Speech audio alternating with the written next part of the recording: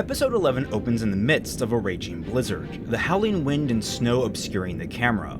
Out of the maelstrom emerges a wall of metal and light, and as impossible as it seems, more noise. The object overtakes the screen as we get a long-running shot of a hulking Schnee Dust Company cargo hauler. A moving latticework hull filled with gantries and containers, illuminated against the night by stark white running lights. Framed near the bow is the ship's name, the Seventh Breaker. After the cacophony of noise reaches a crescendo, we jump to a crew member forcing one of the external bridge doors closed against the raging winds. Turning the door mechanism with a loud, satisfying clunk, they make a show of rubbing their hands together for warmth and shivering as they approach the bridge station. The middle-aged commander of the ship eyes the returning crewmate with mild but mirthful irritation. "You took too long on your inspection, Arian. We almost had to send out the dogs," he says, gesturing to a female security officer. Her face remains unreadably firm, save for the prickling of two dagger-sharp canine ears. Whether the joke is appreciated by the officer or not is unclear, as she dryly asks Arian, "Anything to report outside?" Arian responds with red cheeks peeking out of her SDC-issued parka.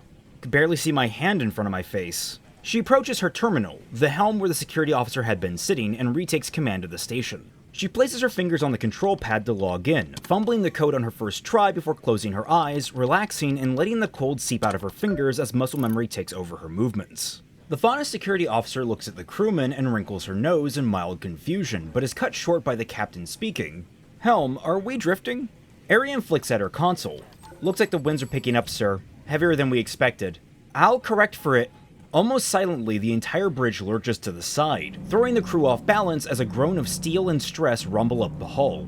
"What the hell was that?" The captain leaps up from his seat and looks out the window, only to see a flash obscured by the storm and the ship's own bulk.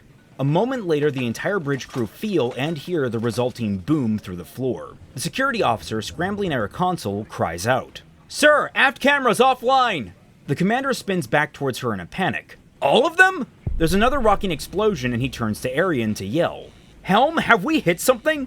Eerily calm, Arian responds, "No, boss, everything is responding correctly." There is no time to focus on it as another explosion hits the ship and it begins to list. Outside the window, the winds become sharper and sharper, the snowflakes like blades literally scraping the hull. Hovering above the ship, centered in the eye of the storm, is a lone figure, silhouetted amongst the limited lights, wreathed in flames like an angry god. The commander squints out, trying to get a clear view of this distant figure. "What is that?"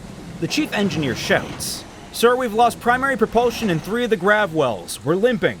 The security officer sitting at her now useless station turns to look at Arian, who appears to be turning the ship's wheel nonchalantly with one finger, almost bored. The fauna scrutinizes her more thoroughly and picks up on a speck of red along the collar of the woman's SDC parka. Arian catches her gaze, and they stare for a solid second before the helmsman winks at her. Dispassionately, Arian flicks out her wrists, extending a pair of twin wrist blades to rip her station to absolute shreds. The commander stares in horror at the mangled electronics, while the security officer jumps to stand and scrambles for her weapon, yelling, "Stop! What are you?" The seemingly mad helmsman spins the wheel with a delighted flourish, smiling all the wider as the twisted metal death throes echo up through the now rolling ship. Horrified, the captain looks to his other bridge crew, yelling, "Abandon ship!" Only for the engineer to yell back, "Sir, all lifeboats have already been launched!" The security officer fires a shot at Arian, but it goes wide as the ship rotates and everyone not buckled down begins to slide quickly towards one of the walls. Keeping the momentum of her slide, Arian charges forward to attack the security officer. They clash for only a second as the ship goes sideways and the wall becomes the new floor. Arian is forced back by the officer, and for a second, the two are left in a standoff. Then, the officer fires 2 more rounds at Arian. The first is deflected by the claw blades, but the other was actually aimed at a fire extinguisher, which explodes to create a smokescreen. The two engage again, the officer scrambling between shots to reload her revolver as Arian presses her. Eventually, one of the deflected shots hits the steering yoke of the ship, causing it to right its orientation and giving Arian an opportunity to knock the officer aside. Tugging at her disguise, Malachite reveals herself with a flourish, grinning smugly at the terrified bridge crew. Wiggling her fingers goodbye with one hand and opening the door with the other, all she says is, "Laters," before being sucked out into the maelstrom. The officer gives chase and finds Malachite leaping into the wind.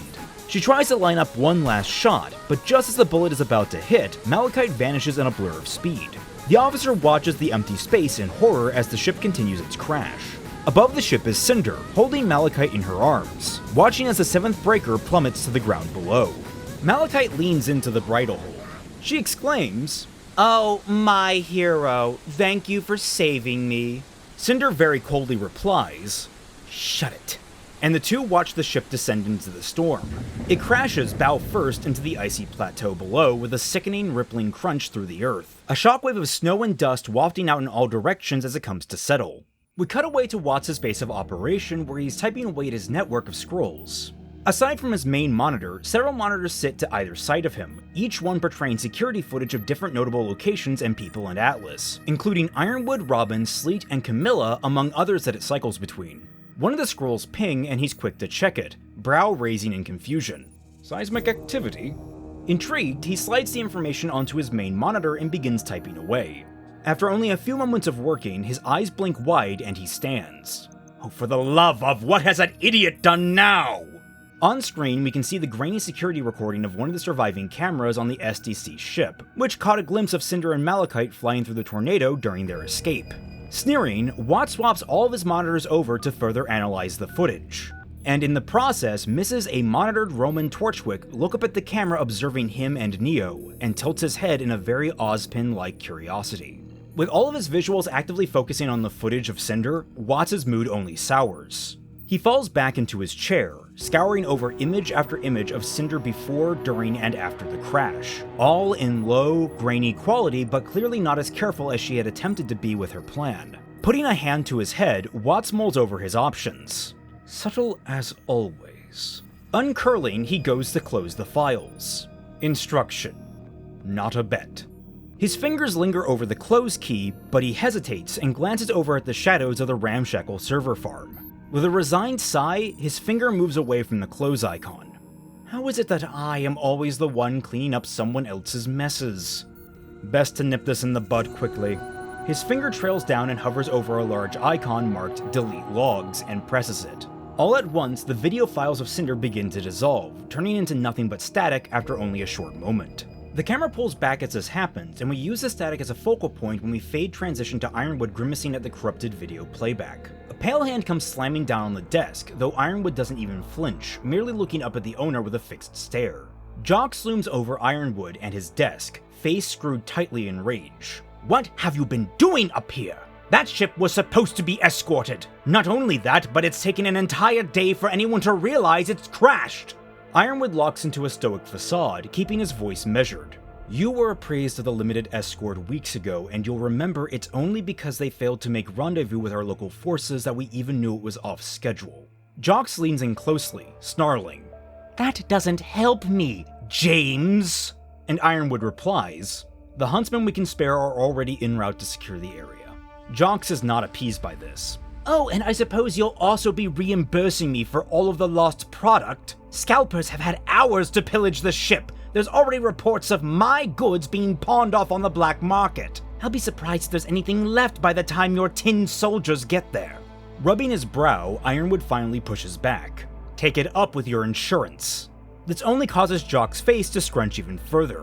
"Insurance? You and your damnable military were the insurance! I don't mean to be reimbursed with empty currency, I need supply. I am losing business, I am losing reputation, and that cannot be bought back in Lien." Ironwood is cold as he suggests, "If the risks aren't to your liking, perhaps you should consider a new business model." The room goes cold and Jox pushes away from the desk. "Mark my words, James. This academy won't get another coin from me until that debt has been repaid." Without another word between them, Jox exits, leaving Ironwood glaring after him. The camera cuts to the pistol at Ironwood's waist, his hand twitching but otherwise not moving. Left alone, Ironwood shifts his narrowing gaze to the static on the screen, muttering, "How did the scavengers know so quickly?" Once again we focus on static, zooming in until it consumes the screen before it transforms into a busy snowfall. A manta cuts through the snowfall, wobbling slightly as it catches a stray air current. We jump inside to find RWBY at the controls, only slightly panicked as she steadies the airship against the gust. Yang is beside her, looking slightly more worried as she asks, Rubes, are you?" Only for RWBY to squeak out, Fine, we're fine." Yang crosses her arms with some playful doubt. "You know, just because you got that learner's permit doesn't mean you need to..." Again, RWBY interrupts her with a whine. Yang, I want to do this! You can't be the only person on the team that knows how to fly an airship! Raising a brow, Yang shakes her head with a teasing smile. You know, of all the electives I took, I didn't think it'd be that one you got jealous of. RWBY groans and glances back at Yang. Noticing Yang is on the precipice of the cockpit's entrance, she flips a switch and closes the door in Yang's face. Yang jumps in surprise. What? Hey, RWBY! The reply is muffled through the door. If I need your help, I'll ask for it. Yang rolls her eyes and turns back to the main compartment. Blake is on one of the backmost seats, quietly reading an ebook, while Weiss sits near the cockpit door, watching Yang with some amusement and some trepidation. With a wry grin, Yang says to Weiss, 10-1, in 5 minutes, we start nosediving. Weiss smiles back confidently. 3 minutes, tops. From behind the door, RWBY's frustrated scream barely comes through. I can still hear you guys! Yang and Weiss break out into laughter, and Yang begins to walk to sit next to Blake. Weiss, however, speaks up. Actually, Yang? Can I ask you something? Her words are nervous, which jogs Yang into concerned mama bear mode, and even attracts the subtle attention of Blake, whose ears turn their way. Yang replies, sure, and sits down next to Weiss on the bench. What's up? Weiss frowns, searching for the right words, before asking, how do you be a good older sibling? Yang blinks and leans forward, elbows on her knees, hand in her chin as she thinks. That's... Wow, you don't open on the easy questions, do you? Weiss frowns at the floor.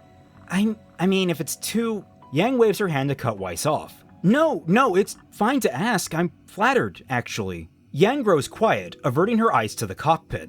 Just not sure I'm the best person to ask. I've tried to be there for RWBY, but... Heel beginning to bounce against the ground, Yang runs a hand through her hair.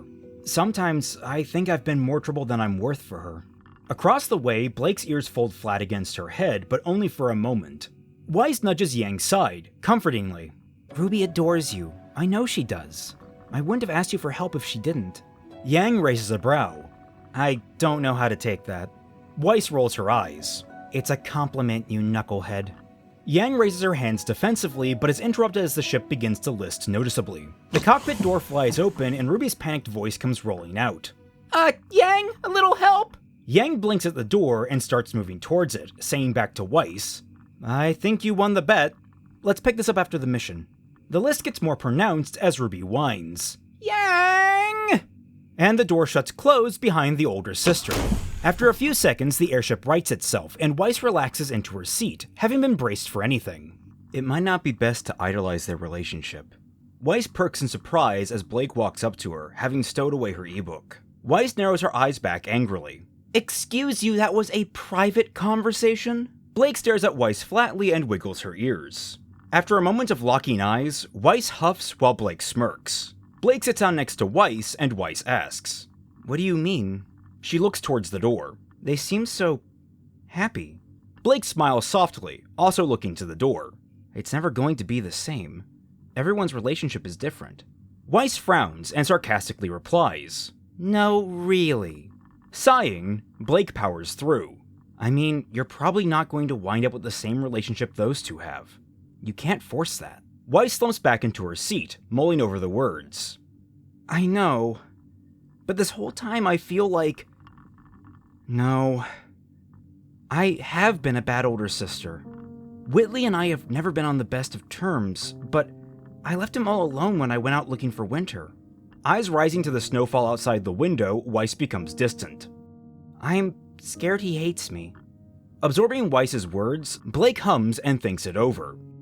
Going home was hard for me, after Beacon. Even if it was the only safe place I could think of, I was scared my parents would hate me, or disown me. When I stayed in the White Fang, I ended up throwing everything they taught me in their faces. How could they not? Twiddling her fingers, Blake adds, But I still went to them because deep down, I think I knew I'd be safe with them. And even if things were rough, I could always apologize for what I did and they'd be happy to have me back. Looking to Weiss probingly, she asks, Do you feel like you're past that point with him? Weiss is pensive, fingers gripping the seat. No, I don't think we are. Blake smiles and lays a comforting hand on Weiss's forearm. Then I don't think it's too late. Some of the tension in Weiss's shoulders sap out, though plenty remains. That doesn't tell me what to do. Blake shrugs. Try apologizing to start, even if you think you're not guilty of anything. See where that goes. Weiss winces and shakes her head. I don't think he'll accept an apology. Blake is very frank when she replies. Then try again. Keep trying until it sticks and he believes you're really trying to fix things. Weiss only winces harder. That's going to be hard. And Blake follows that with, it's family. Things like this are supposed to be hard. Glancing up to Blake's eyes, Weiss gives a weak, thankful smile and Blake reciprocates by squeezing her arm. There's a shift in the ship, and a look out the window tells them they're descending.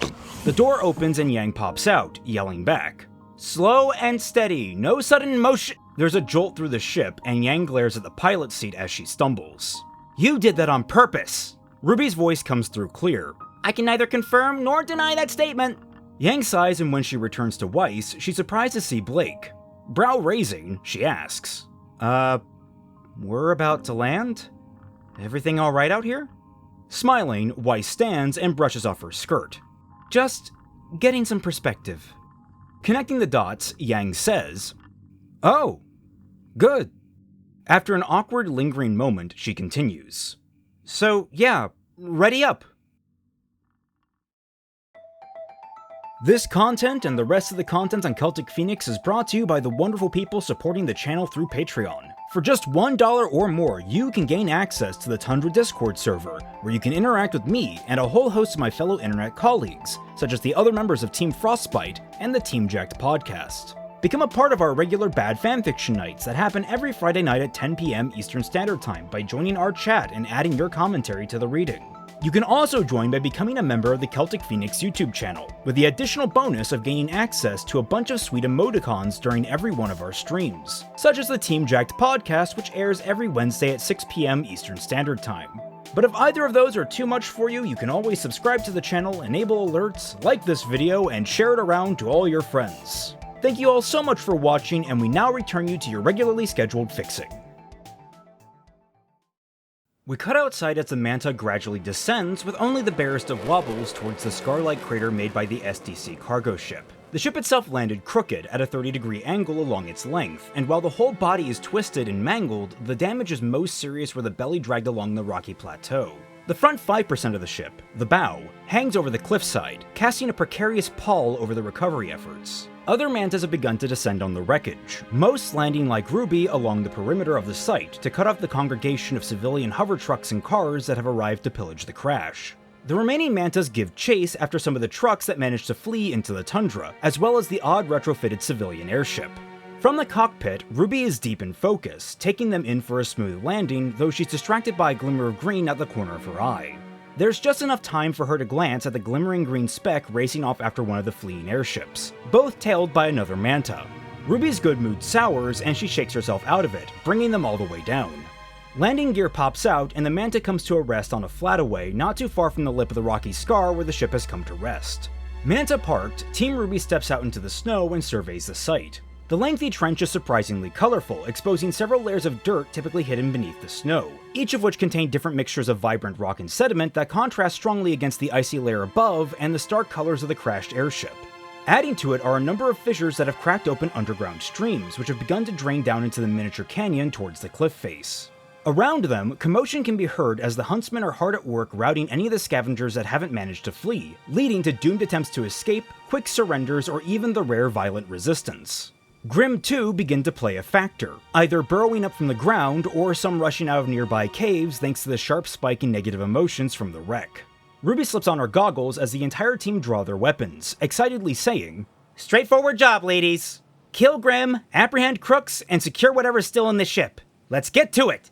From here, the girls rush their way into the wreck through one of the holes ripped in the hull, and we slide into a musical montage of Team RWBY getting to work scouring the hallways. For the most part, the tone is light as they confidently demonstrate their skills at full capacity. There are humorous moments as they locate scavengers who have wedged themselves into unusual crevices to hide, goofy moments where they use the mangled interior to destroy the Grim without even firing a shot, and warm moments of camaraderie as they run into different groups of random huntsmen and signal each other the all clear.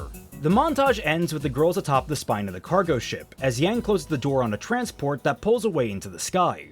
Wiping her hands, she comments dryly, That's gotta be some kind of arrest record. The words make Blake furrow her brows in discomfort, but this is left in the background as Weiss brushes off her sleeve daintily and comments back. It's really baffling how many people think they can just do what they want without repercussion. There's a very subtle crunching sound. Blake's ears perk and twist, and the crunching comes more and more into focus, mixing in with the creaking of metal. Looking in the sound's direction, Blake narrows her eyes, only catching the barest hint of movement in the fresh layer of snow blanketing the surface of the cargo ship. She bites out a short, hoarse whisper. "Ruby! Sound and movement, no visual." Ruby, Weiss, and Yang drop into professional mode on a dime, and Ruby slides back on her goggles. She dials into the thermal mode, and the spot Blake had pinpointed lights up bright with 4 people-sized splotches of red, as well as an entire cloaked civilian airship smartly nestled behind several supply containers. Drawing crescent rows with one hand, Ruby quickly whispers, "Ice rink," to Weiss. Behind Ruby, Weiss draws Mirror Naster, spins the cylinder to her ice dust, and stabs it into the ground. An intimidating wall of ice lances forward, growing larger and larger as it goes, and curls around the location. There's a flicker in the air and an audible yelp from the spot, but still nothing appears. Ruby raises her rifle into low ready as she yells, "Whatever you're doing, drop it! We know you're there!" There is silence before the air wobbles around the spot. The invisibility field projected by May Marigold shudders and collapses, revealing herself, Fiona Time, Joanna Greenleaf, and a 4th figure hidden by the open door of the airship. All 4 of them are frozen still, having not moved a single muscle since Blake first started detecting them. Free to move their bodies, they all straighten up, with May in particular glaring at Team RWBY. RWBY steps forward, crescent rows still in low ready, though she and her teammates are confused. What? Yang folds her arms, brows cross. "You're Hills people, right?" And Blake adds on, "What are you doing out here?" Weiss and Ruby remain in a guarded stance, Weiss in particular tightening even more as she sees the number of boxes stacked beside the airship. Looting. Just like everyone else. Ruby's face grows even more conflicted as she reaches the same conclusion, but she does her best to look assertive towards the happy huntresses. "Drop your weapons. Whatever's going on, we can get it all sorted out when we talk to Ironwood." A defeated sigh comes from the 4th member of the Happy Huntress team, and Robyn comes stepping out from the shadows of the door, scowling. That won't be necessary. Team RWBY go from confused to outright shocked, their readied weapons drooping. Ruby is easily the most conflicted, her eyes darting between the Happy Huntresses as if that give her an answer. "I don't understand." Robyn walks forward, unflinching even as the girls reflexively bring their weapons back to ready. An opportunity. Robyn looks at the wreckage around them as she elaborates. Food, medicine, dust. Winter is right around the corner, and the food output from Snowfield being crippled is already putting a strain on Mantel as it is. Things are only going to get worse. People need these supplies. They don't need them tied up in a bureaucracy that puts its own well-being before theirs. Weiss scowls. "You say that like Atlas won't also need them." It's May who replies back. "Won't they? They've got it good living up in their penthouses. Even the poorest up there have it made next to the average person down here." Robyn piggybacks on that. "Despite my best efforts, it's clear the reserves Atlas has are going to be used for Atlas. Mantel is going to be left to fend for itself. So that's what it's doing." Ruby frowns. "That doesn't mean you can steal." It's Fiona that speaks up now, her normally pleasant face turning angry. "Oh, it's the SDC. They steal from everyone. They scrimp on paying people for their work, get subsidies from the round table, Robyn actually has to hold out a hand to stop her before she descends into a rant. "Fiona?" Returning her focus to Team RWBY, Robyn continues. "They have climate controls, we have heaters. They have clean air, we have to vacuum away dust from the mines. They still have plenty of hydroponics, our sunlight is cut off because they're floating above us. This," she motions to the airship and the supplies behind her, "this is fair." Nervous looks are shared between Team RWBY, all of the girls clearly conflicted. Realizing they need to do something, Ruby reluctantly hardens her face and steps forward. "That's not your call to make. Now please, put down your weapons and step away from the airship." Robyn is unmoving when she replies. "Actually, Huntress Rose, it is my call. As 3rd chair of the round table, I am ordering you to let us go." There is silence as the 2 groups stare each other down, but it's only Ruby whose resolve seems to falter. Eventually, Ruby lowers Crescent Rose, and the rest of her team nervously follows suit. Robyn stares them down a few seconds longer before turning around and walking back towards the airship, where the rest of her team are finishing loading the supplies. As she does, Ruby speaks back up, asking, "How did everyone know about the crash before Atlas did?" Robyn pauses at the words, and doesn't show her face as she replies, "Word travels fast in Mantel. We all got lucky." With no more words, the happy huntresses load up the airship and board it. Out of the back, Fiona tries to give a comforting smile to Blake and Yang, but it's clear this standoff is weighing on her and has soured their warm rapport. She closes the door without saying a thing. Team RWBY watches the airship lift into the air and head towards Mantel, an entire cargo container attached to its belly. Blake frowns, eyes locked on the ground. Was that the right call? RWBY looks over her shoulder, still clearly torn up about the confrontation. Her words trail off, unsure what to say. Off to the side, Yang shrugs and drawls out. So, think we'll get in trouble for this?